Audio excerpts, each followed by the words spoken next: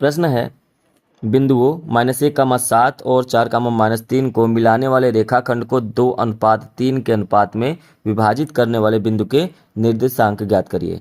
अगर हम मान लेते हैं कि यह एक लाइन है ना, यह एक रेखा है, लाइन है, तो यहाँ पर कह रहा है कि इसको रेखाखंड में डिवाइड करना है। रेखाखंड दिया है, मान लेते हैं एक बिंदु यहाँ पर है जो इन दोनों को 2:3 में डिवाइड कर रही है, 2:3 में डिवाइड कर रही है।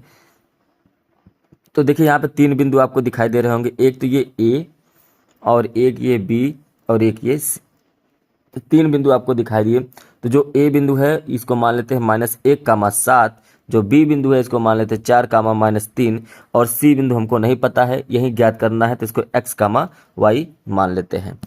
अब यहाँ पर अगर आप ध्यान से देखें तो यहाँ पर ये x1, y1 इसको मान लेते हैं, ठीक है, ये x2, y2 इसको मान लेते हैं और यहाँ पर ये x, y दिया ही है, ये m1 हो जाएगा और ये m2 हो जाएगा, दोनों रेखाखंड में ऐसे हो जाएंगे, ठीक है।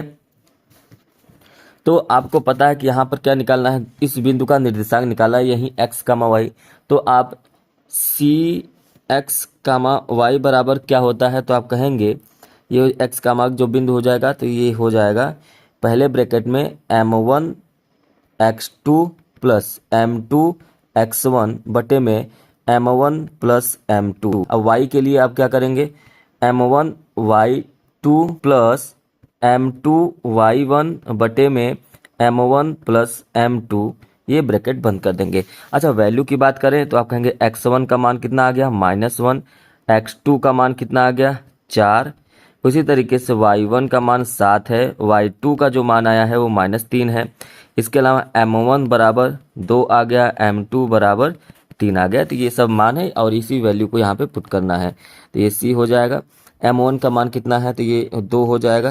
x2 का मान कितना है 4 प्लस यहाँ पर 3 गुणे -1 सब का मान रख देंगे, m1 प्लस m2 मतलब 2 प्लस 3 हो जाएगा, कामा देंगे, यहाँ पर हो जाएगा 2 गुणे -3 प्लस क्या हो जाएगा 3 गुणे 7 और बटे में m1 प्लस m2 कितना हो जाएगा, तो कहेंगे 2 प्लस 3, ये हो गया। इसके बाद c हो जाएगा, यहाँ पर हो जाएगा 8 -3 बटे में 5, कामा यहाँ पर हो जाएगा -6 प्लस 21 बटे में 5। इसको फिर से आगे चल के सॉल्व करेंगे।